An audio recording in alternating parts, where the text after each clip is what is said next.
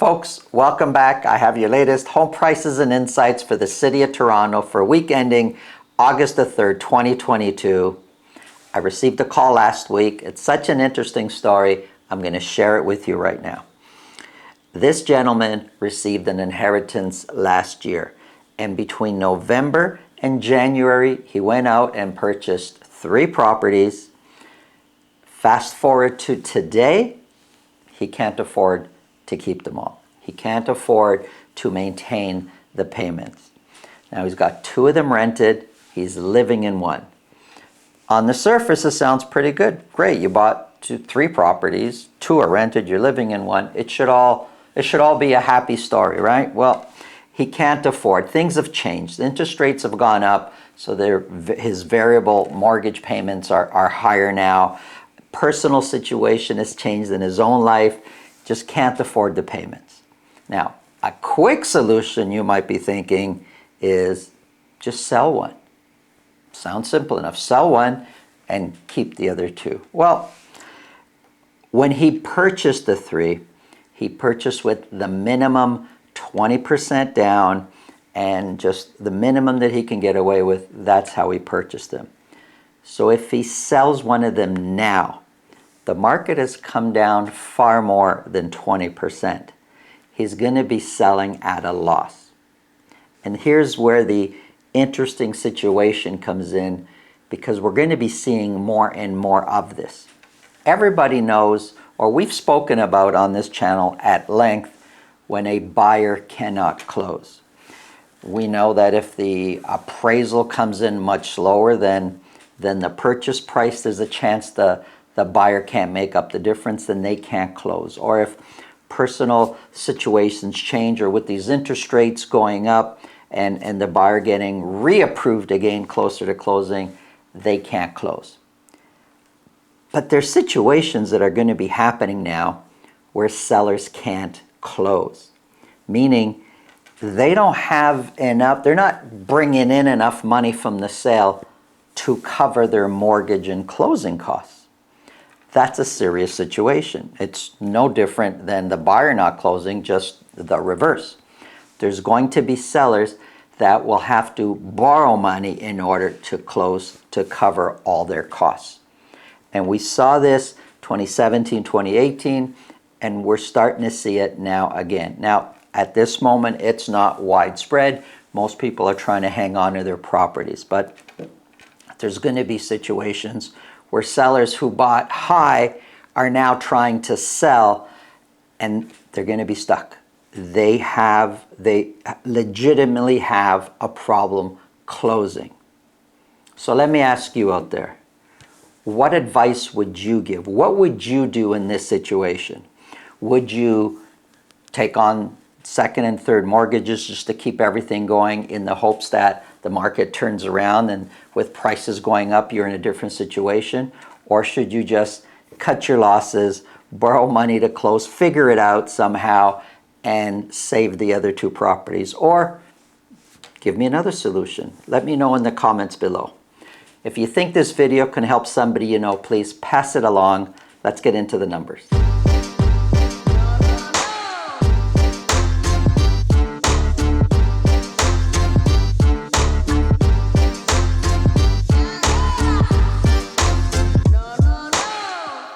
If you're looking to speak with me about your real estate situation, selling, buying, it's really simple. Below this video in the description is a link to my calendar. Click on that, book a time that's convenient for you. This way I'll know ahead of time and I'll make sure my schedule's organized so we can talk about whatever's on your mind.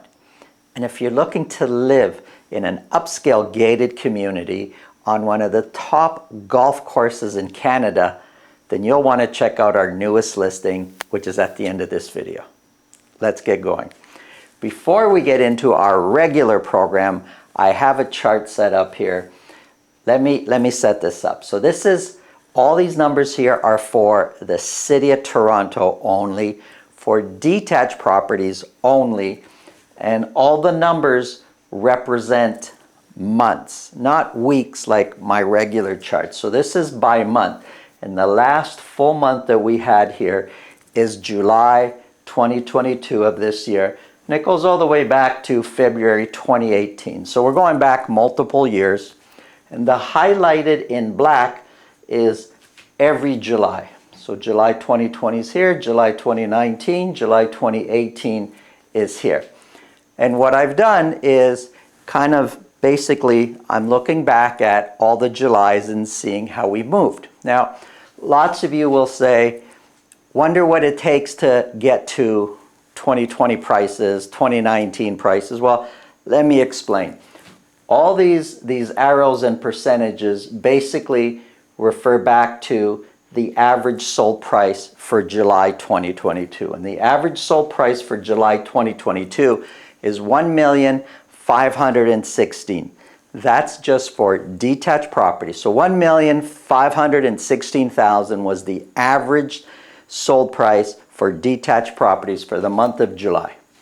So if we're looking at the previous year, July 2021, and we're comparing back to this year, prices actually went down 7.3%.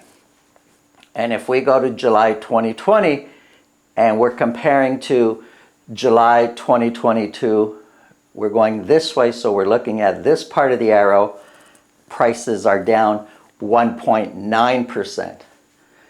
And if we go to July 2019 and we're comparing to July 2022, prices went up 23.5% from July 19. But if we're thinking, well, what's it going to take to get to July 19, July 2018 prices? Well, we look at the other arrow. So if we look at 1,516,000 to get to last year's average sold price, well, last year's average sold price was actually higher. We're already below last year's average sold price. We need to increase this price by 7.8%. If we want to go back to July 2020 average sold price, we need to increase this price by 1.9%. So we're already below going back 2 years. But if we go to July 2019, we need to decrease, we need to drop prices further.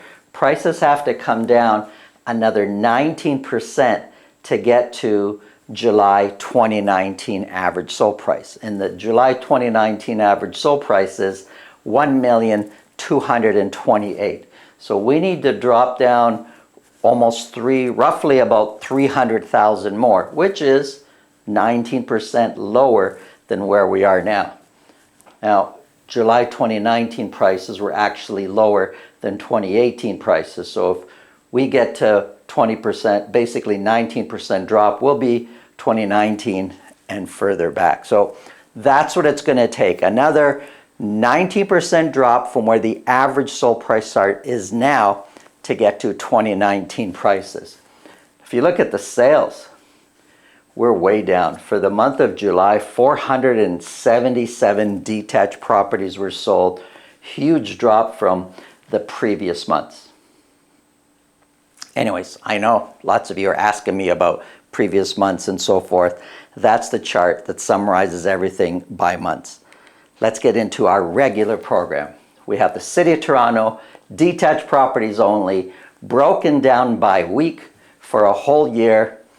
87 detached properties were sold for week ending August the 3rd, 2022. 21 of those were at $2 million or more.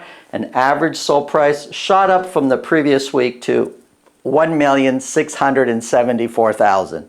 Now, once we start getting into these low numbers in sales and still the volume of property selling at $2 million is sitting quite high, it's in the 20s, I got to say, you know, average sold price fluctuates a lot. So as we get into other parts of the chart, we're going to see that, you know, things really are calming down a little bit. $1,674,000 is 6% higher than where the average sold price was a year ago. But for the previous few weeks, it's been 0, 1% lower, 10% lower, 11% lower. That's kind of where we're at right now. But this 1 week, we see a jump. So average sold price is 6% higher than where the average sold price was a year ago. Median price is 0.7% higher. It's pretty close to where the median price was a year ago. Median price for detached properties currently for week ending August the 3rd is $1,350,000.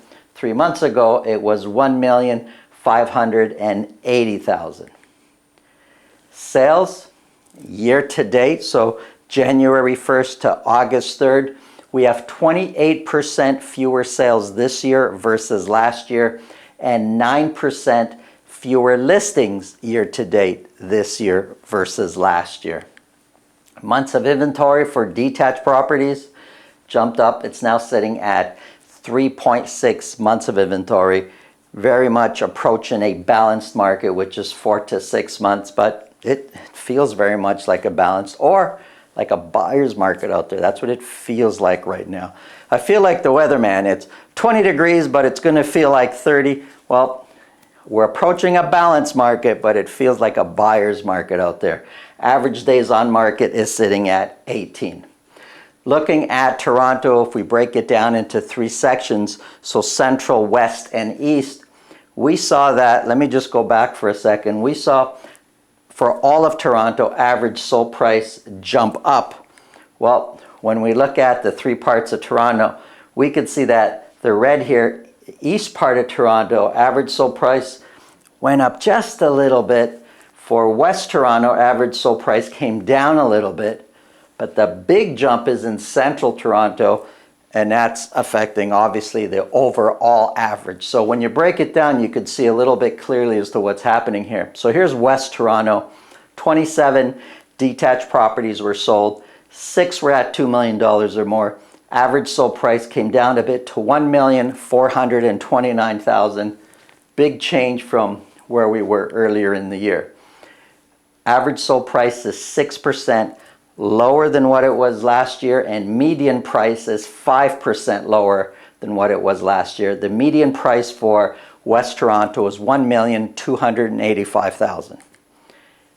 Months of inventory in West Toronto jumped up to 3.9, and 22 is the average days on market. Here's central Toronto. Here's where we saw the big jump in average sold price. 25 detached properties were sold. 12 of those sold at $2 million or more, shooting the average sold price up to $2,470,000, which is 6% higher than a year ago, and median price at $2,088,000 is 14% higher than where the median price was a year ago. But months of inventory is 5. Months of inventory actually went up from the previous month. So here's kind of where I'm saying that, yeah, you know, average sold price went up, but let's look more at some of the other data. Let's really analyze that. And average sold price really is a product of the luxury properties that are being sold in this case. Average days on market is sitting at 18. So East Toronto, 35 detached properties were sold. 3 of those were at $2 million or more. So I went like this. I meant to say $2 million or more. And the average sold price came up a little bit. It's just under 1.3, sitting at $1,293,000. $1,293,000 is 13% higher than last year's average sold price. And the median price of $1,100,000 is 5% higher than last year's median price. Months of inventory has come up. It's now sitting at 2.3, and 16 is the average days on market. So here's a quick summary of all 3 areas. East Toronto usually has the most activity, and it does again this week. So 35 is the most activity between West, Central, and East. East Toronto has the lowest average sold price, the lowest median price, but it also has the most properties as far as percentage goes selling at list price or more. West, Central, and East, we've got 11% selling at list price or more, 28% in Central, and 34%. So a little over a third of the properties being sold in East Toronto are at list price or more. East Toronto has the lowest days on market, and it has the lowest months of inventory also. Let's take a close look at semis. 29 semis were sold. Sales are really coming down. You could just see the blue line getting smaller and smaller. So 29 semi-detached properties were sold. 5 of those were at $1.5 million or more. Average sold price came down a little bit, now sitting at $1,160,000, which is 3% lower than last year's average sold price. And median price of $1,131,000 is 2% higher than last year's median price. Months of inventory came up, sitting at 2.2 now, and 22 is the average days on market. Townhouses, 7. That's it. Only 7 townhouses. These are freehold townhouses in all of Toronto, the city of Toronto. Only 7 freehold townhouses were sold. Average sold price has come way down to $988,000, which is 16% lower than last year's average sold price for townhouses. And median price is 13% lower than where the median price was a year ago. Median price for townhouse is sitting at $900,000, and months of inventory is shot way up from the previous week, sitting at 4.1. When you get those few sales, 7, 10, 12, I mean, you could see the average sold price. It's like a roller coaster. You could see the months of inventory. It's like a roller coaster. Freehold townhouses seems like to be taking a beating out there right now. Let's get into condos. You see the blue line. Sales in condos is coming way down. 140 condos were sold in the city of Toronto. It's not a lot, only 140 across the city of Toronto for a week ending August the 3rd. Only 11 sold at $1 million or more. Average sold price is now $721,000. It's come down a little bit from the previous week. We were in the mid 800s. We're now $721,000. $721,000 is 2% higher than last year's average sold price.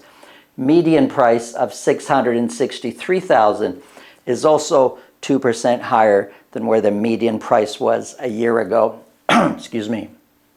As far as sales, we have year-to-date sales, 28% fewer condo sales this year, year-to-date versus last year, and 4% fewer listings year-to-date this year versus last year. Months of inventory for condos has jumped up quite a bit. It's now sitting at 4.6 months of inventory, which is very much in a balanced market. But I know it's going to feel like a buyer's market out there. And average days on market is 23. Here's a quick summary. Months of inventory has gone up across the board, not just in the city of Toronto, but across the GTA. You should, in the next few days, check out my other videos because I do talk about other parts of Toronto or other parts of the GTA. But just talking about the city of Toronto, for the different home types and the 3 different regions, the way I've got them broken down between West, Central, and East, months of inventory has gone way up across the board, very much in a balanced market type territory in many cases. But what's happening in the neighborhood you're interested in is really more important than what's going on everywhere else. This is a guide to give you an idea, a really good idea of what the market is doing, but it's very generalized. If you're looking to make a move, if you're looking to sell, if you're looking to buy, you need data for that specific area you're interested in. That's when you need to be working with a really, really good realtor. Who you hire matters. Thanks for watching. Have a great day. Here's your chance to be one of the fortunate ones and live at this exclusive and upscale gated community at the Beacon Hall Golf Club in Aurora. Now, the Beacon Hall Golf Club, if you love golf, you'll probably know it ranks amongst the best in Canada. The home I'm introducing you to, 650 Brush Grove, backs onto the 7th fairway. Come, let me show you the inside. Oh, by the way, this garage, that fits 2 cars. This part of the garage, that's for your golf cart. Come on in. To say that this home has been fully modernized and renovated would be an understatement. Everything you see is new, even what you don't see. New electrical, new plumbing, new mechanicals. I would even say the home now is better than new. Why don't we start with this massive living room with over 10-foot ceilings?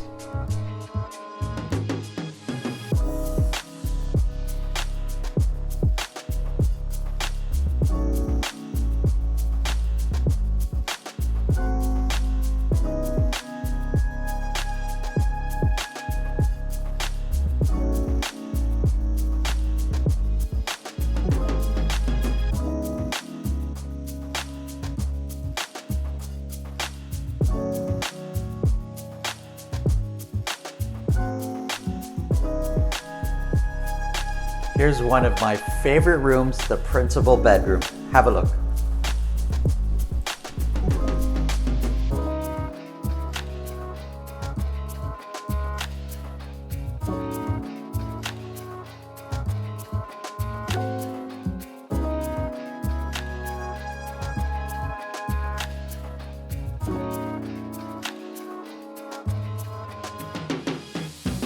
And just behind these pocket doors, your own Hollywood-style dressing room.